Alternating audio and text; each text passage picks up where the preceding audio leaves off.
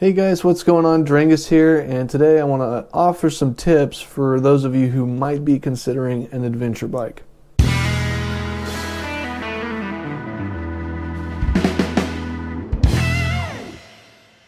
Alright, so, like a lot of people, I migrated into adventure bikes through a process of getting bikes and then getting really upset with the limitations of them. For example, I had a Goldwing, and I liked it a lot, but it was really not the best bike for a commuter, and I was using it as a commuter, so I went on to another bike, a more sporty bike, and I found it to be uncomfortable. So then, here I am now into the adventure bike segment. So what I will say about adventure bikes, selection is really not quite as simple as being brand loyal, and I'm finding out really quickly that you should not criticize BMWs for, that fan base. They really don't like it. But interestingly, I like BMW GS 1200s.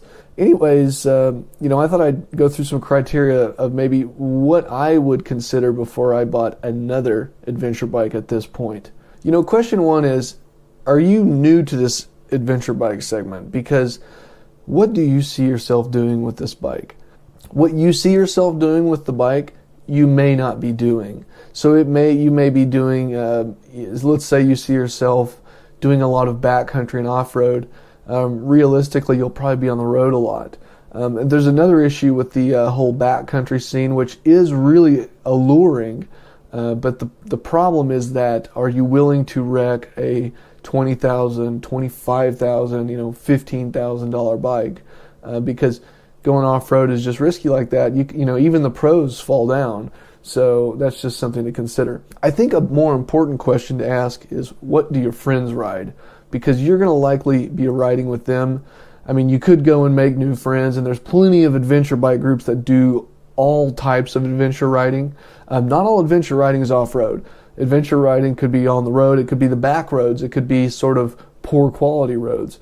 So you could make friends, but you'll probably be riding with the people that you're riding with now. So if you go and buy a KTM 1290R, which is just an awesome off-road bike, it's just a great bike in general, but I mean, it's a really great off-road bike, and all your friends have Harleys, well, you'll probably be on the road. So sort of along with that, I don't recommend that you start doing off-roading alone. I did do some videos where I solo went on some mountain trails, and I halfway up the mountain found myself a little worried that something could go wrong and that I'm stranded at that point, basically.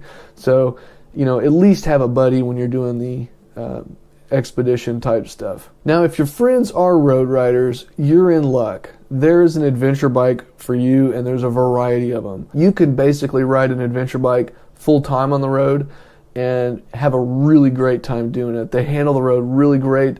The technology on the bikes has gotten so good. The handling is very good. The power is good.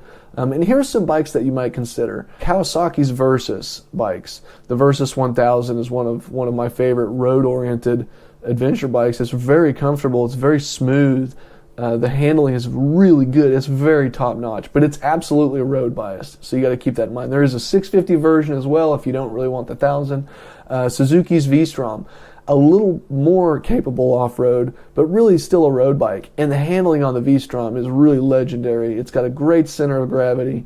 The road handling, I've ridden several myself of the 1000s. They're excellent bikes. And there's a 650 as well. The Triumph 1200, that's mine. It's just an awesome road bike. And yes, professionals can really shred them off-road. The price of the bike is prohibitive of that for me. I wouldn't do it. But I think it's a great road bike, and I don't mind taking trips with my wife knowing that there might be fissures or potholes in the road because it's got plenty of suspension. It's very comfortable even in subprime road conditions. Another bike you could consider is the Ducati Multistrada.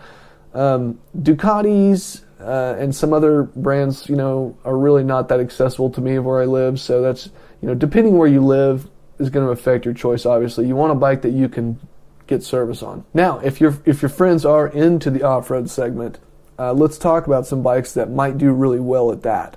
So, firstly, I think the 1290 R, the KTM, is just incredible. It seems to have the most power. It is the most capable off-road machine, I think, by any standard. You know, after that, probably the Africa Twin. It's definitely an off-road bias bike. It's not overly powerful, decent on the road, lots of ground clearance, and really good rider aids for off-road usage. Next, BMW GS 1200 or the new 1250, whichever you like. Really good, a good road, good off-road. I'd call it a good 50-50 bike, really. Very capable, very durable bike, a pricey one, no doubt. You could consider the Tiger 800. The Tiger 800 is a little bit lighter, has a little more ground clearance if you look at the XC models. The XCA specifically, it comes pretty well out of the box, ready to go off-road.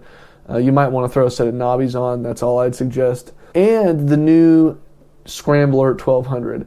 That bike looks to be just an awesome off-roader. It's like a naked adventure bike, basically. Another one you could consider, the Yamaha Super Tenere. Now, there's this new Tenere 700 come out. Traditional Tenere is a 1200cc bike. I've test-ridden multiple Teneres.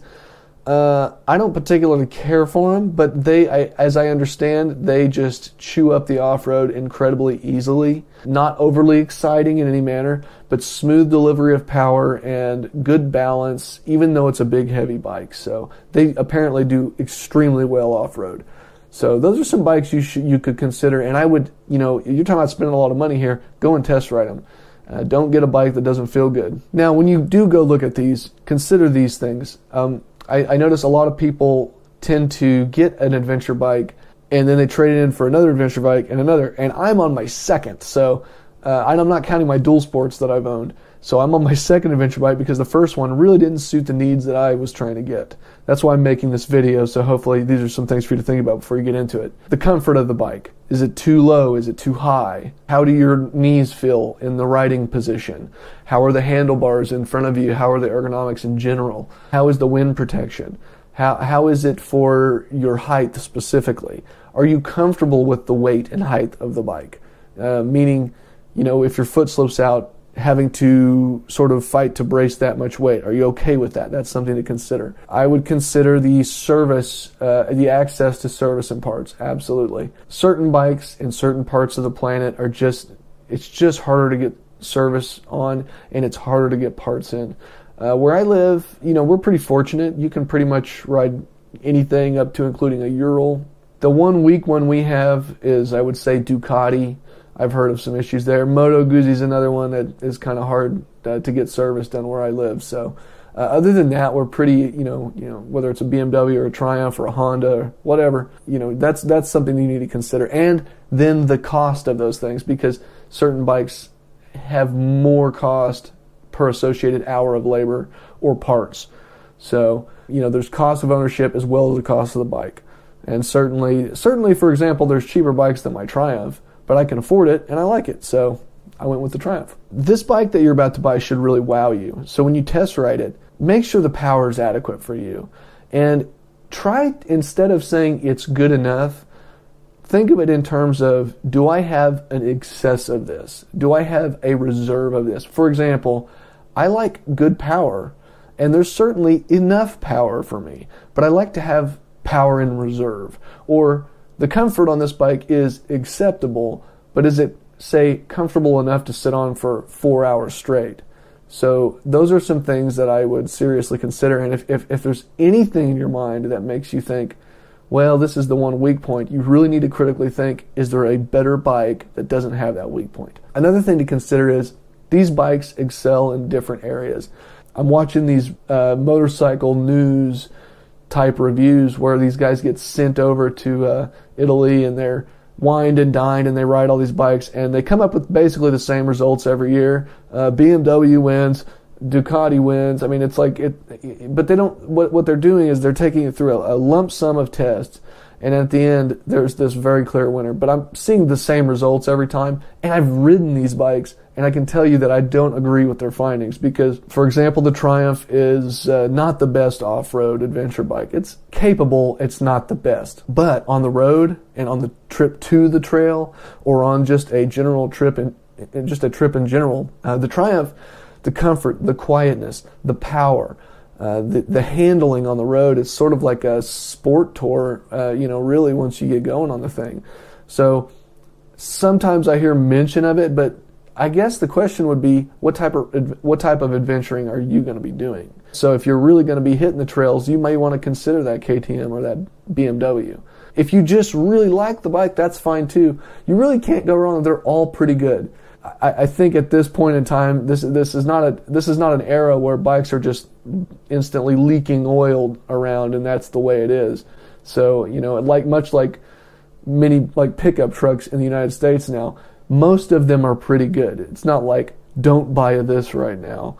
It's like, yeah, this excels here and this excels here. They each have sort of minute flaws and all that, but consider all those things before you pick one. Additionally, you need to consider the cost of the accessories. So when you buy the bike out of the gate, specifically with the Japanese bikes, I don't know if it's true in every dealer, but most of the dealers I go in, it's just the Africa Twin sitting there. There's nothing on it. It is just naked. It doesn't have a good skid plate, nothing. I know they have the accessories for that, but they don't put them on either at the dealer or from the factory or whatever, I don't know, but you're getting the bike at, a pretty good price, but then you're going to need to add $3,000 to $4,000 on top for all the accessories, and luggage is not cheap. Depending on manufacturer, for example, the luggage on a Triumph could run you as much as $1,500, $1,600 for all hard luggage from Triumph. So you need to factor those things in. Do you want the heated grips? Do you want, other things like that? Well, guys, I just wanted to throw out some things to think about. If you think of anything that I missed, let me know in the comments, and I may even make another video. But I love adventure bikes, and I think that really sort of they are the modern do-all bike. They really are the new age scrambler. So anyways, this is Drangus. I'll catch you guys next time. Later.